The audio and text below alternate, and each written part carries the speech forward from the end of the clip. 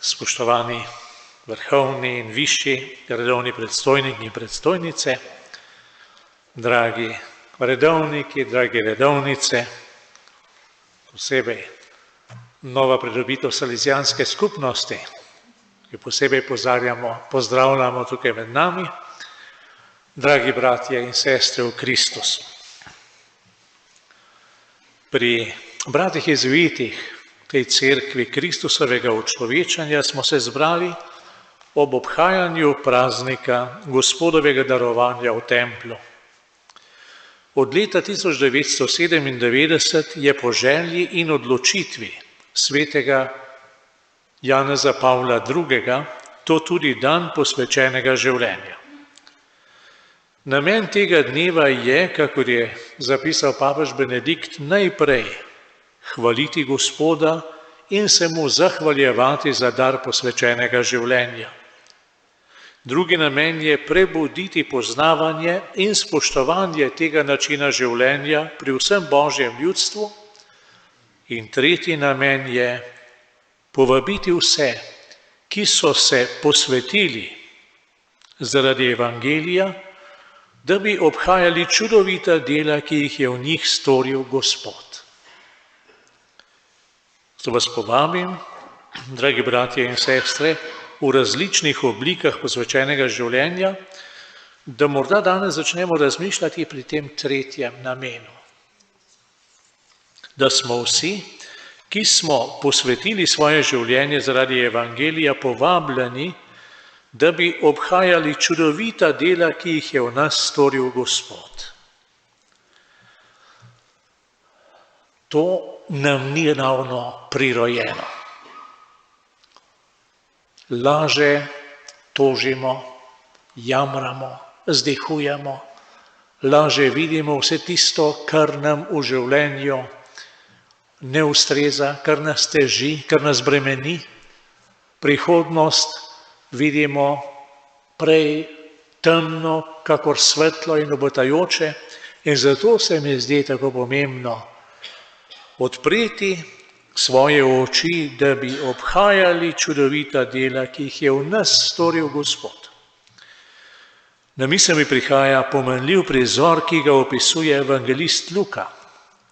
Neko ženo so Jezusove besede tako prevzele, da je povzdignila glas in rekla: blagor telesu, ki te je nosilo, in prsim, ki so te dojile.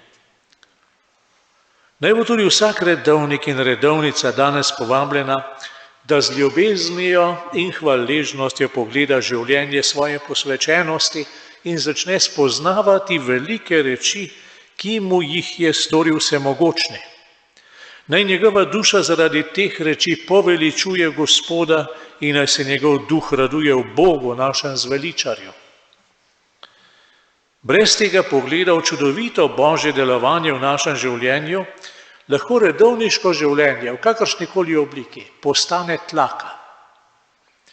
Brate in sestre samo še prenašamo, pozabimo pa v njih gledati Božji dar. In skupnost se spremeni v ječo, v katero so ujeti naši talenti, zatajevane naše želje in hrepenenja. Bog pa nas ni pripeljal v neko skupnost, da bi v njej životarili, ampak da bi skozi skupnost odkrivali mogočno Božje delovanje in ga razodevali svetu, iz katerega smo vzeti, k kateremu smo poslani in sredi katerega živimo.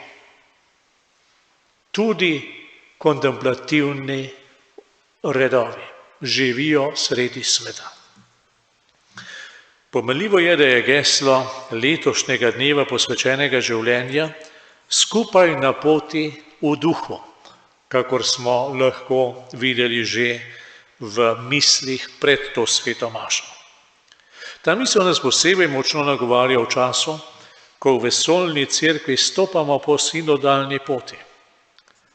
Tudi redovniki in redovnice smo del življenja posameznih krajevnih cerkva, v katere se vključuje tudi prispevek različnih oblik meniškega, redovnega in posvečenega življenja, kot pravi pripravljalni dokument za sinodo. Mislim, da lahko rečemo, da je sinodalnost sestavni del posvečenega življenja. Sinoda, ki jo oblikujemo, usmerja naše prizadevanje k sinodalni cerkvi, občestvo, sodelovanje in poslanstvo. Ustanov posvečenega življenja brez občestva ni. Tudi meniške in celo puščavniške oblike posvečenega življenja vključujejo vsaj nekakšno občestvo. V današnjem atomiziranem svetu, kjer si močne silnice prizadevajo, da bi posameznika osamile, ga oropale vseh podpor in pomoči, ki mu jih dajejo drugi ljudje, ki mu jih daje skupnost, in ga na ta način naredile skrajno ranljivega, je življenje v občestvu bistvenega pomena za življenje posameznika in družbe.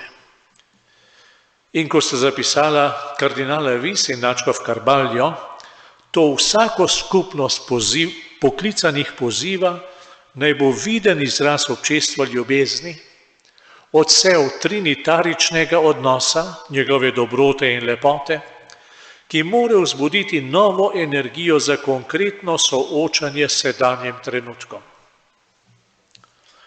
Bogu posvečeni imamo že v skupnostnem načinu življenja stalno zagotovljeno oporo proti takšnim silnicam sveta.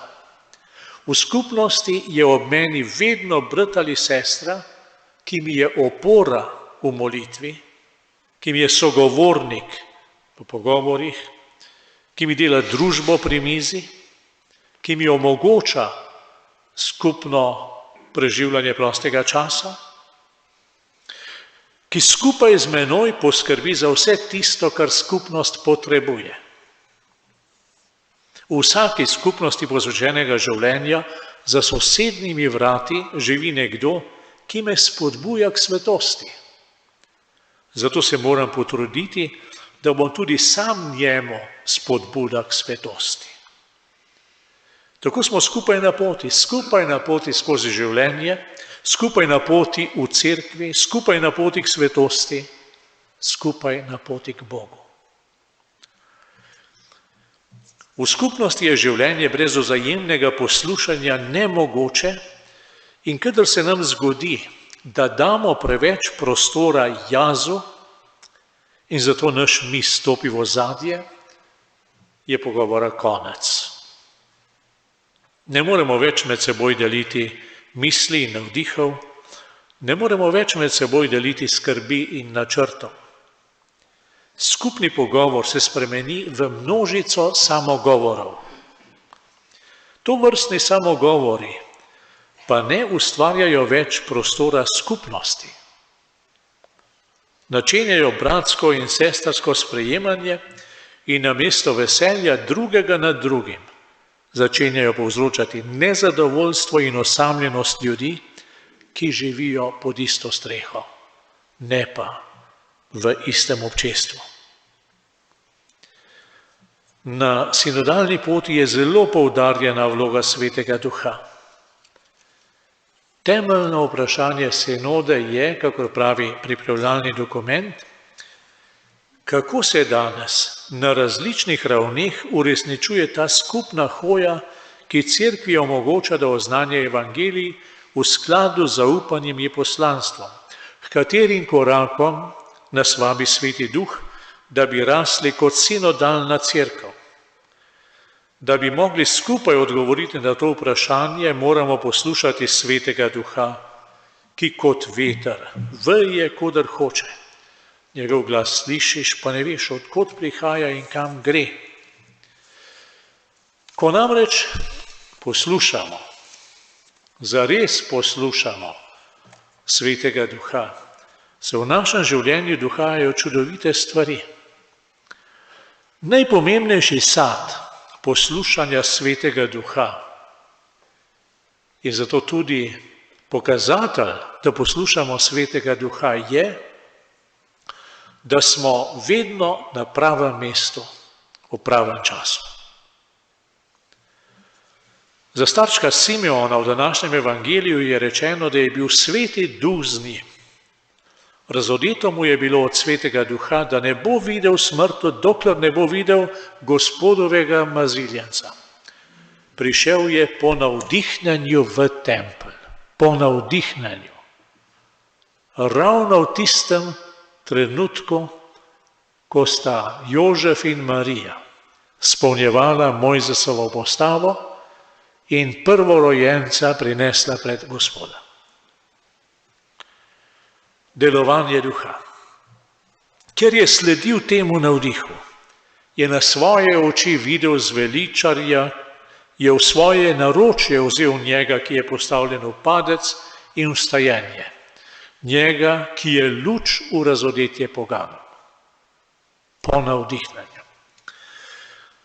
Tudi mi v posvečenem življenju vsak dan molimo te vrstice, ki so v hvaležnosti prevrele iz pobožnosti in veselja ostarelega Simeona.